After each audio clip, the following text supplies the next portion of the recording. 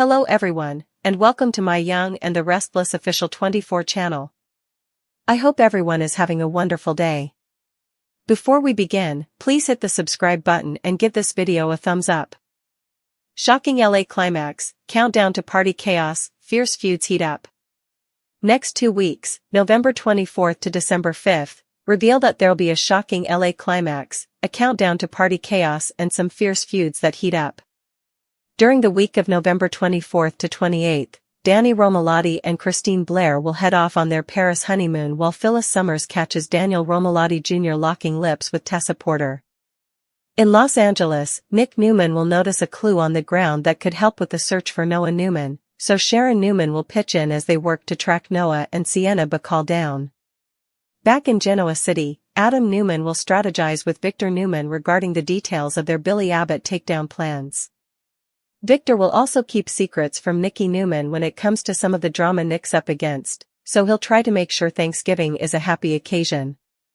Meanwhile, Claire Newman may get a special request from Harrison Abbott since she'll end up celebrating at the Abbott mansion for a bit.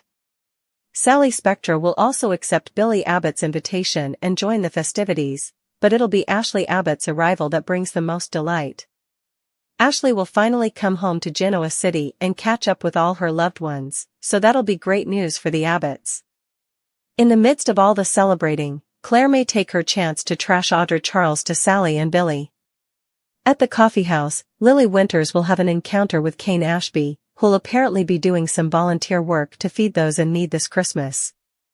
Kane presumably won't be able to make any real progress with Lily despite his best efforts to show off his good side. As for Lily, she'll have a lesson for the Winters family as they come together to celebrate family ties. YNR will air a repeat on Thursday, November 27th, but it'll be a fun one if you want to see when Christine and Danny first wed back in 1990.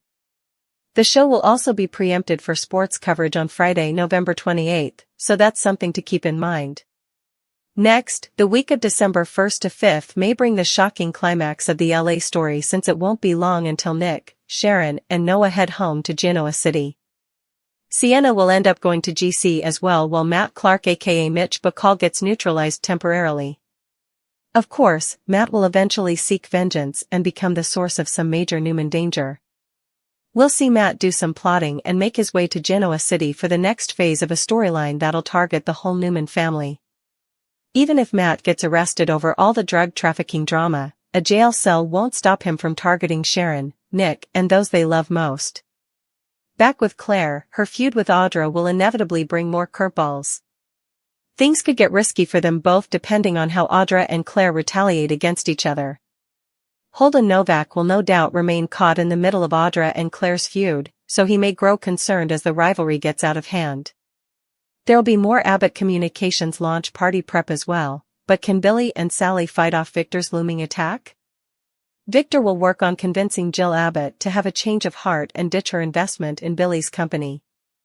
However, Jill may not be as cooperative as Victor might have hoped. Regardless, Victor will count on Adam Newman to blow up Billy's big night and use the derailed launch bash to distract Jack Abbott along with the rest of the Abbott clan. This party could turn into a media spectacle if Victor gets his way, but Sally and Billy may have a few tricks of their own in store. After a few wedding day hiccups, Danny and Christine finally wed. However, it wouldn't be a YNR wedding without some drama. The couple is celebrating with their family and friends at GCAC when Phyllis crashes the reception.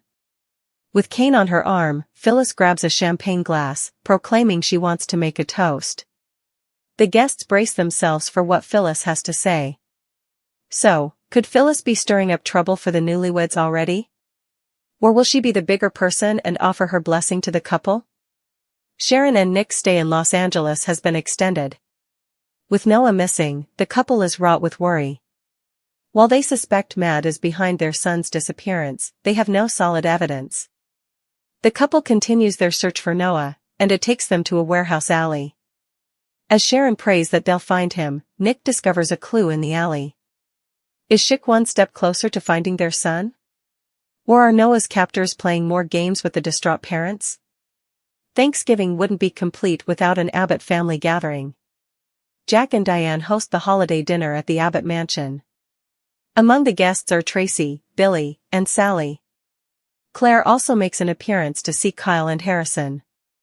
Ever the opportunist, Kyle might use the gathering to try to win back his ex. And given the warmth and magic of the holiday season, Claire might find herself falling back in love with Kyle. As the Abbotts prepare for dinner, they receive another surprise guest. Ashley flies in from Paris to see her loved ones. Having the entire Abbott family together will create a special Thanksgiving for everyone. While there's still the looming threat of Victor taking over Jabot, Jack isn't going to let that ruin his Thanksgiving.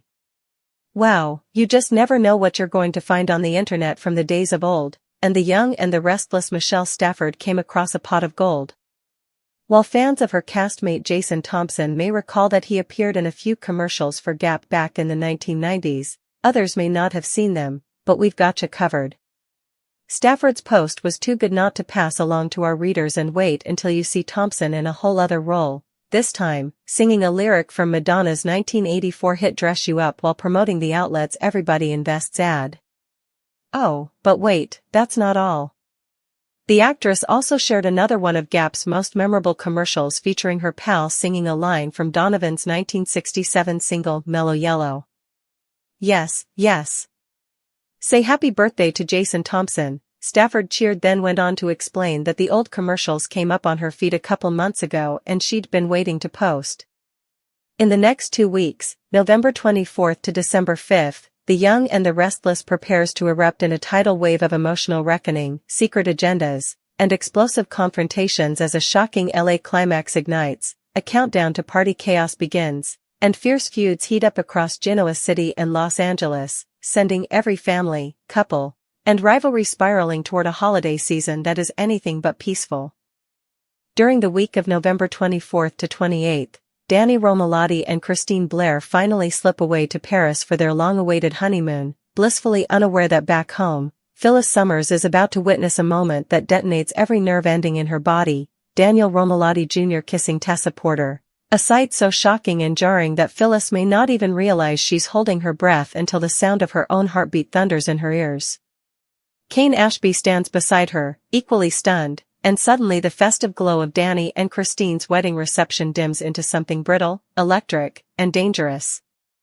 Phyllis's mind races with one thought: does she expose this now and let everything burn, or keep the secret until it becomes a weapon? Meanwhile in Los Angeles, Nick Newman and Sharon Newman's nightmare deepens. They scour another grim, industrial stretch of the city as they continue the desperate search for Noah Newman and Sienna Bacall.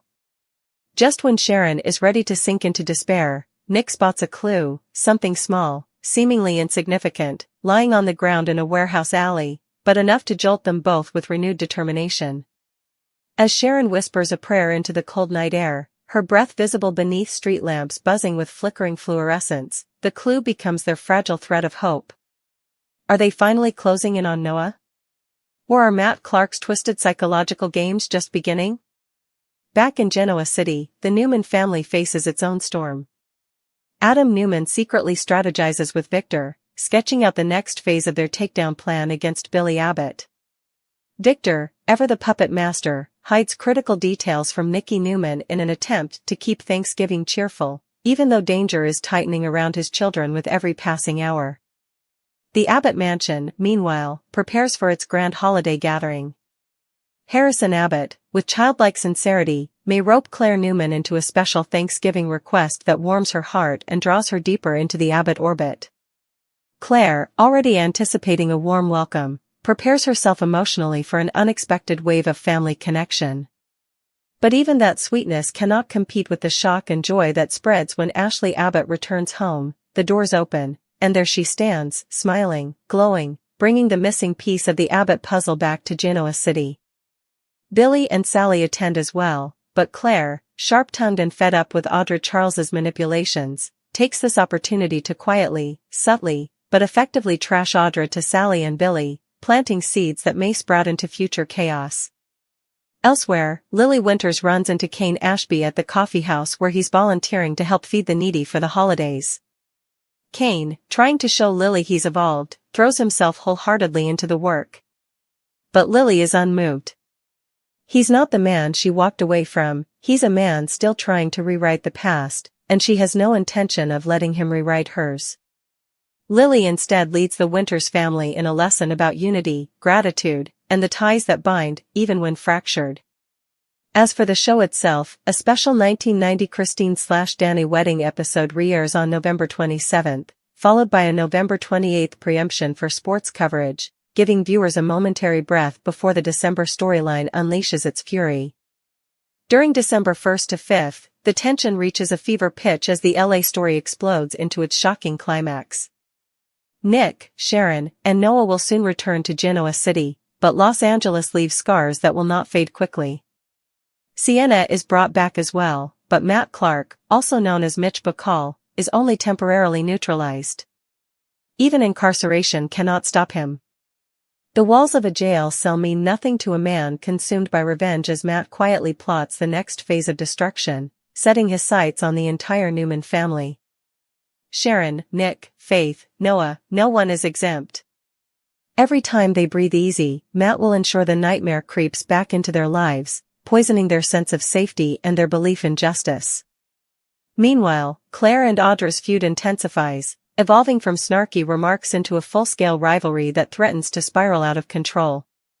The tension between them crackles like a live wire as each woman prepares to strike harder than the last. Holden Novak, trapped between them, watches nervously as their hostility grows sharper and more dangerous. One misstep could drag him into a battle he never intended to fight. The pressure mounts further with preparations for the ABBOTT Communications launch party. Billy and Sally throw themselves into making it spectacular, but Victor has every intention of turning the event into a disaster. He's already working Jill Abbott, attempting to convince her to withdraw her financial support and leave Billy stranded. But Jill, strong-willed, bold, unpredictable, may not deliver the compliance Victor expects. Regardless, Victor prepares to unleash the next stage of his plan, relying on Adam to torpedo the launch bash and derail the Abbott clan long enough for Victor to seize control. A media spectacle is exactly what he wants, one that will embarrass Billy, distract Jack, and catapult Victor back into the spotlight as the man pulling every string. But Billy and Sally have a few tricks of their own, meaning this launch party is destined for either historic triumph or legendary disaster.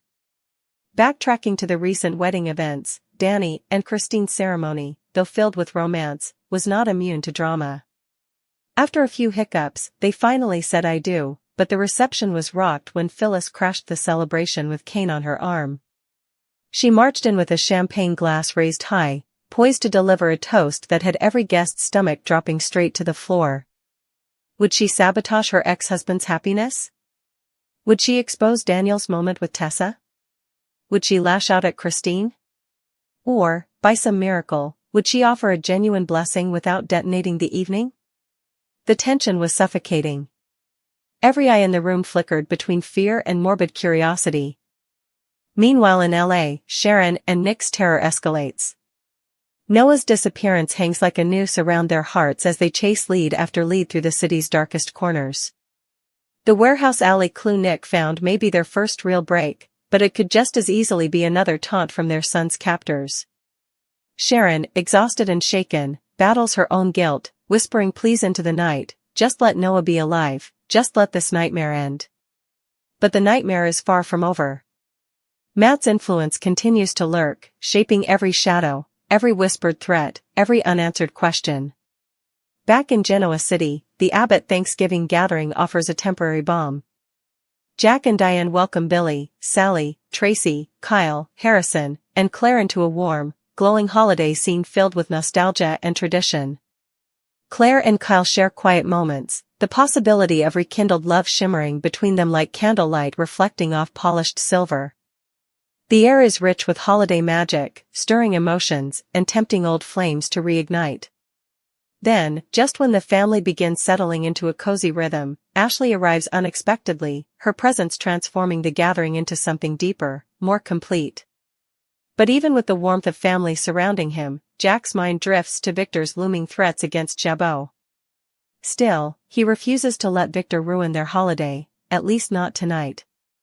As all of this unfolds, Michelle Stafford uncovers a delightful piece of nostalgia from the past, vintage Gap commercials featuring Jason Thompson singing Madonna's Dress You Up and Donovan's Mellow Yellow. Her gleeful birthday tribute to Thompson sparkles with humor and affection, offering fans a rare glimpse into a time long before Genoa City claimed them both. It's a joyful reminder that even in a world filled with betrayal, heartbreak, danger, and vengeance, there are still moments of levity, moments that remind us how deeply these actors have woven themselves into the fabric of our lives. But the next 2 weeks will not be gentle. The stage is set for breakdowns, breakthroughs, betrayals, and bombshells.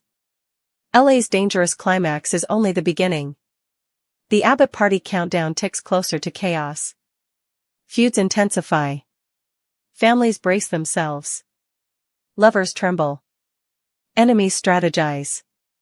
And in Genoa City and beyond, one truth becomes undeniable: the storm is coming, and no one, not the Newmans, not the Abbotts, not the Winters family, will escape untouched. But even as the storm gathers over Genoa City and Los Angeles, the next chapter of this escalating saga begins to ripple through every family and friendship circle, feeding off secrets that still haven't surfaced and motives that remain buried under layers of denial and desperation. In the aftermath of Danny and Christine's wedding drama, the shockwaves continue to spread because Phyllis, who left the GCAC ballroom with a carefully neutral expression, is nowhere near done processing the image of Daniel kissing Tessa. Not by a long shot. As she rides the elevator down with Kane, a dozen conflicting emotions twist through her: heartbreak, rage, vindication, even a small flicker of dark satisfaction because now she holds something that could explode multiple lives at once. Kane watches her carefully, noticing the tremble in her hands despite her strained smile. He knows that look. Phyllis is planning something, he just doesn't know what form the destruction will take. Meanwhile, Daniel, unaware that he's just been caught in the most awkward way possible, continues circling the dance floor with Tessa, his mind still tangled in the moment they shared outside. He doesn't know whether it was impulse, desire, loneliness, or some combination of the three, but he knows it wasn't meaningless. And what terrifies him most is that the kiss didn't feel like a mistake. It felt like history rewriting itself.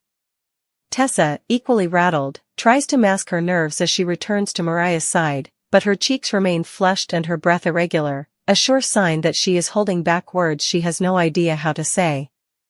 Mariah, blissfully unaware, beams at the joy around them, her heart full as the celebration winds down. If she only knew that the moment she stepped away earlier had allowed a secret that could shatter her marriage to form in the shadows.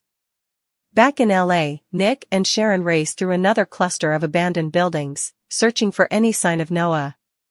Every creak, every shifting noise, every gust of wind triggers Sharon's adrenaline, sending her imagination spiraling into the worst possible scenarios. Nick, steady but exhausted, forces himself to stay rational. But the clue he found earlier burns in his pocket, a small scrap of cloth that appears to be from the jacket Noah wore the day he disappeared. It feels like a message. Or a warning. Or both. When Sharon sees the fabric, her knees nearly buckle as she whispers Noah's name like a prayer and a plea. But Nick steadies her, telling her they cannot afford to fall apart, not now, not when they're so close. Their footsteps echo as they press deeper into the industrial maze, unaware that Matt Clark is watching them from above, hidden in the shadows of a half-collapsed stairwell, enjoying every ounce of their panic. Their suffering fuels him, and he isn't done tormenting them. Not even close. In Genoa City, Victor grows increasingly restless as the ABBOTT Communications launch party inches closer. His confidence is unshakable, but there is a new intensity in his eyes as he tightens the screws on Adam. The father-son partnership was always fraught with hidden tension, silent resentment, and uneasy loyalty, but now Victor pushes harder than ever, demanding absolute precision in Adam's part of the takedown. Adam nods along, but internally, doubts begin to claw at him. He knows Billy has made mistakes. He knows Sally has made choices that complicate her already fragile position in Genoa City. But part of Adam, a part he fights to bury, still cares about her, still remembers the way she looked at him when she believed in him, before everything fell apart. That lingering guilt begins to whisper at him: is he really willing to be the reason Sally's big night becomes a public catastrophe? Victor, however, expects obedience, not hesitation. And Adam knows disobedience always comes with a price. Across town, the Abbott Thanksgiving celebration continues into the evening, warm and shimmering with holiday magic. Ashley sits beside Tracy on the couch, catching up on months of missed life events, while Jack watches them with tears forming in the corners of his eyes. Family reunions always hit him harder than he lets on. Billy, meanwhile, stays close to Sally, guiding her through conversations with various Abbott relatives who still don't quite know what to make of their relationship. But Sally holds her own, radiating charm, though beneath the sparkle, she hides her anxiety about the approaching launch party. She knows Victor is up to something. She can feel it like electrical current buzzing beneath her skin. And she also knows Billy is underestimating the threat, blinded by ambition and pride. Upstairs, Claire and Kyle share a quiet moment near the staircase where the family hung garlands wrapped in golden lights. Harrison, thrilled to have Claire with them, runs in and out of the room like a whirlwind, begging her to play hide-and-seek after dinner. Claire smiles, something soft, something unsure, something hopeful, and Kyle can't help but notice how natural she looks standing inside the Abbott home, as if she's been part of this family all along. He leans closer, lowering his voice as he asks how she's holding up with all the Newman holiday chaos. She smirks, telling him that the Newmans breed drama the way other families bake pies. Kyle laughs. And for a moment, the world feels still, peaceful, almost romantic. But that moment flickers when Claire remembers her ongoing feud with AUDRA, a feud that is only growing more toxic. She tells Kyle not to worry, but Kyle knows her too well, trouble is following her, and she's not out of danger yet. At Crimson Lights the next morning, Kane continues his volunteer work, loading baskets with food and holiday treats. Lily arrives unexpectedly, stopping short when she sees him laughing with an elderly couple. Kane brightens instantly, approaching her with that familiar hopeful look in his eyes. He tries to impress her, with kindness, generosity, new growth, but Lily's heart remains guarded. She tells him forgiveness is one thing, revisiting the past is another. Their conversation is polite but tinged with the unmistakable ache of what used to be. And Kane, no matter how much he hides it, walks away with the dull realization that he may never win her back. Meanwhile, Jill gets a message requesting an urgent meeting with Victor. She arrives expecting negotiation, but what she gets is pressure, intense, strategic, and relentless.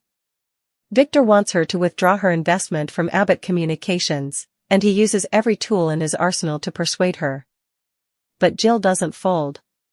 She calls him out for meddling, for manipulating, for trying to rewrite the business landscape of Genoa City in his own image. Victor smiles, amused, but Jill's refusal complicates his plan. And when Jill storms out with fire in her eyes, Victor shifts into a new mode. If persuasion won't work, then brute force sabotage will. Back in LA, hours later, Nick and Sharon finally get their break. They discover a hidden door in the warehouse that leads to a narrow corridor lined with crates. Then, faint footsteps. A muffled sound. A voice.